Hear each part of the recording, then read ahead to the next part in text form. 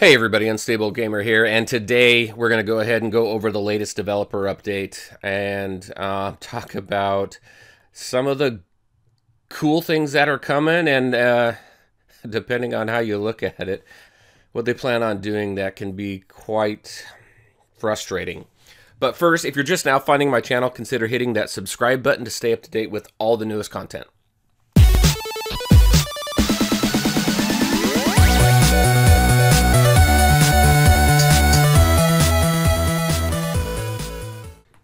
All right, everybody, welcome back. We're going to go ahead and take a look at this developer update. I would say that, in my opinion, it's bittersweet. There's some really cool stuff in here, but there's some other stuff that really makes me wonder what's going on. It's giving me some pretty bad flashbacks to a few months ago.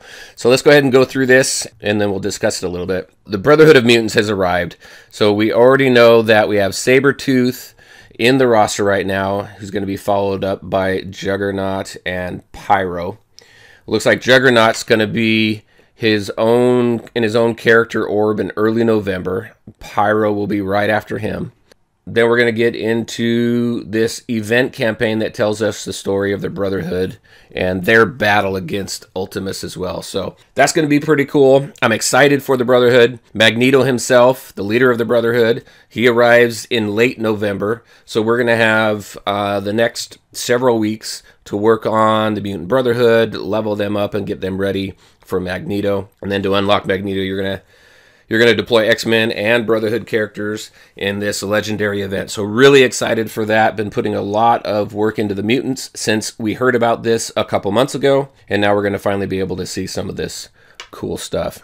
All right, so it says that Magneto is going to turn the mutants into a Tier 1 team on the order of Nick Fury and Agents of S.H.I.E.L.D., providing a new powerful option to dominate the arena. I do have a little bit of a concern with these synergies and these teams that they're doing, because to me, and I don't know how you guys feel about it, but to me, they're giving us cookie cutter teams, and it seems as if it's going in the direction of not having too much versatility to be able to swap them around. I mean, right now you have Nick Fury and the Agents of S.H.I.E.L.D., which is a massive team, tough team, and pretty damn awesome. And then you have the Guardians of the Galaxy, which is an amazing team as well. But they're more powerful when they are together in their own synergistic teams. Nick Fury and S.H.I.E.L.D., Guardians of the Galaxy, Avengers, I'm sure, is going to get some type of work.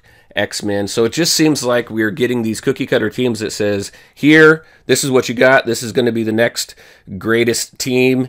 Go ahead, work to get it, and then enjoy the rest of the game. I'm hoping it's not going in that direction. It just seems like it is, which I think all these characters are awesome, and I'm excited for them, and I'm going to work on the teams as well, but I would like versatility. I think I've mentioned it a few times before. One of the things that I liked early on with the synergy systems and things like that was just the ability to mix and match some teams to create a nice, powerful team. That's my 2 cents on that. We'll see where it goes. Back to this. So Magneto's powerful in his own right. When he's teamed up with the Brotherhood, he activates a number of synergies, and we're going to go through those really quick. So Mystique, its ability to attack stealth characters. I'm using her in Blitz right now, specifically with the Hand Sentry and Black Widow teams. I haven't gone up against Nick Fury yet. She's just not. I don't see Nick Fury team in there very much, but when I do get slaughtered. She's going to copy more positive status effects, also extend the duration for her and for Magneto. Pyro's got the ability to clear status effects, which is great, and inflict bleed status, both of which are amplified by the presence of Magneto. Sabretooth chain attacks can't be countered when Magneto is around. He also inflicts additional damage for each Brotherhood ally that's on the field. And then Juggernaut, he's got this speed bar. Each time he's attacked while Magneto's on the field, his speed bar fills, and his taunt duration is extended. Which, yeah, turns Juggernaut into a truly unstoppable force. But again, it's this cookie-cutter team. But we'll see how it goes. Next we have, for a challenge of that caliber, you're going to need more firepower. So Stark Tech is a crucial element into empowering your roster. And I did do a video on Stark Tech. If you haven't seen it, I'll go ahead and link it up right here. I do like the Stark Tech mechanic. However, the benefits from it we're just not seeing. Now, it does say in here that there is a bug that they identified where the character statistics aren't always being applied correctly, which is why we're seeing some of the weird matchups in PvP.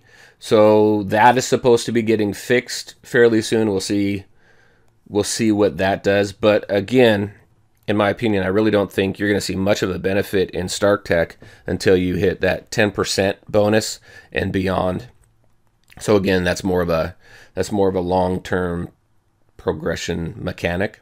Now we're into two parts where I'm a little up in the air, because I don't have experience with this particular Red Star promotion system that they have in other games. I know that I think there's one other game where they do have this Red Star promotion system, and you know, kind of a rabbit trail too.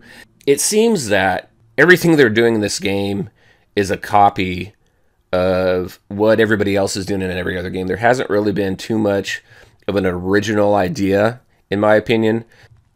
I do like the game. I like the story. I'm having fun with it, but I do have these periods of time where I'm wondering what's going on. Do we have some original stuff that's going to be coming out other than this story?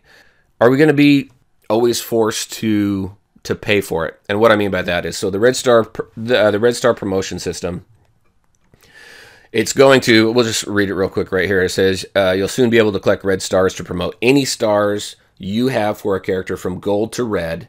And then this right here, the promoting them from gold to red, is going to multiply the power of the character by increasing all core stats. So your damage, your health, your armor, focus, resistance.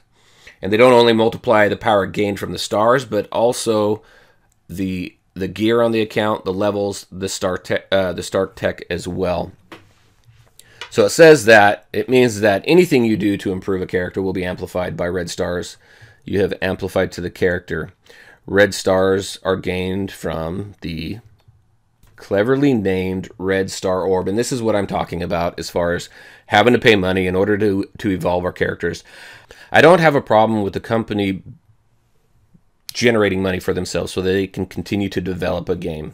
What I do have an issue with is when it tends to significantly stall the progression of people who just aren't either willing to pay the money in order to do it, or they're just unable to. This right here, the Red Star Orb, does have some concerns because it does say here, it says drops a random star promotion for a random character. So that means it is especially dependent on RNG.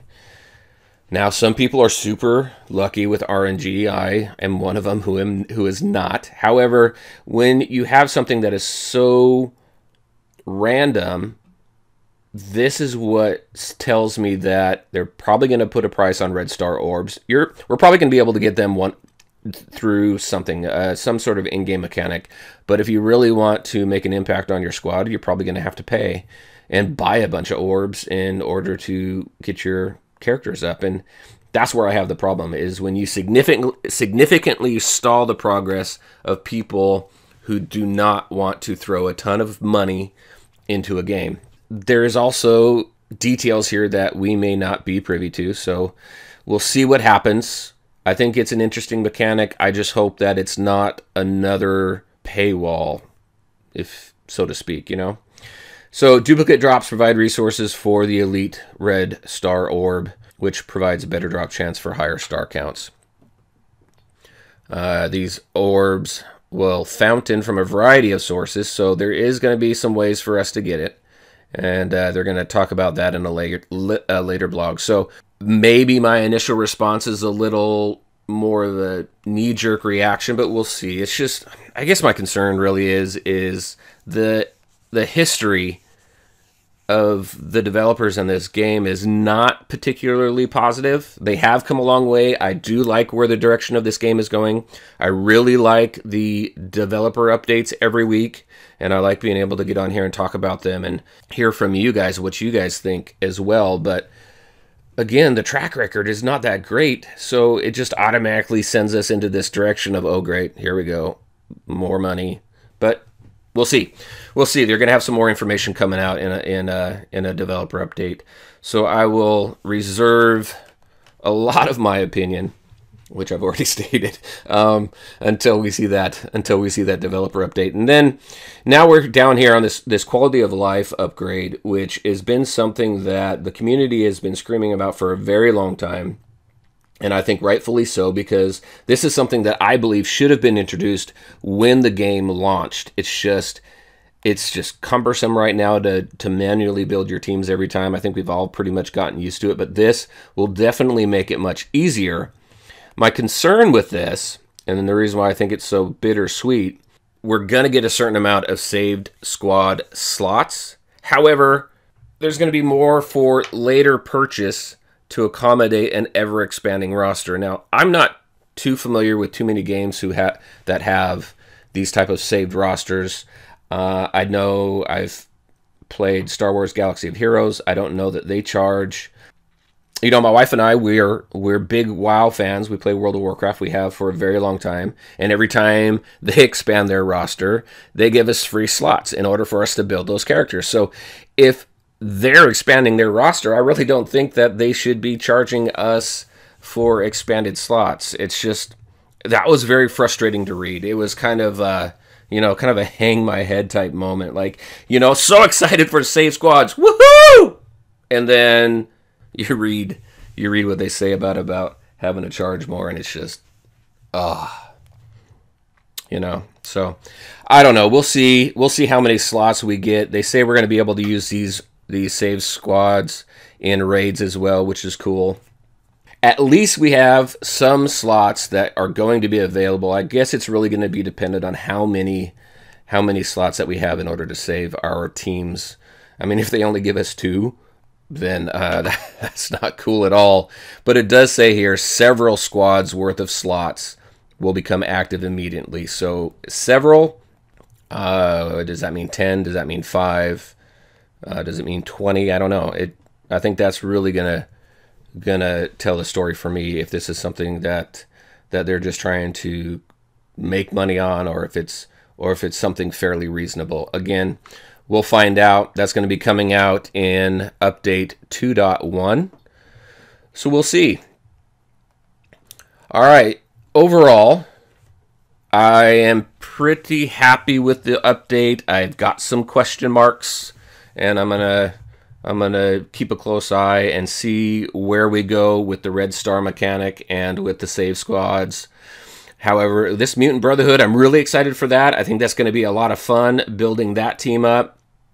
Magneto, can't wait to get him. I'm sure it's going to take me a while in order to get those done. I should be able to get Star-Lord today. I'm on my way. I have what I need for Iron Man. And then by the time Nick Fury comes around, I should be able to get him. So we will see. We'll see how close I am to getting Magneto when all that comes out. And there was some leaked information as far as what it might take as far as in order to get Magneto. And there were those legendary duo teams that I covered in a previous video that was data mined. So we'll see if that's accurate, or if it's going to be something that's going to be just a little bit different. But there you go, everybody. That's what I had for you today. That's the newest developer update that came out last night. I'm curious what your thoughts are. What do you think of the Mutant Brotherhood? What are some of your thoughts on what the campaign might look like? And really curious about if you have any experience with the Red Star promotion system in another game, and your thoughts on that. And even if you don't have experience with that, what are your thoughts? And then your thoughts on the save squad. If you could put that in the comment section below, that'd be great. All right, everybody, thank you for watching. If you liked the video, make sure to let me know by hitting that like button and sharing your thoughts and questions in the comment section below. Take care, everyone, and we'll talk to you next time.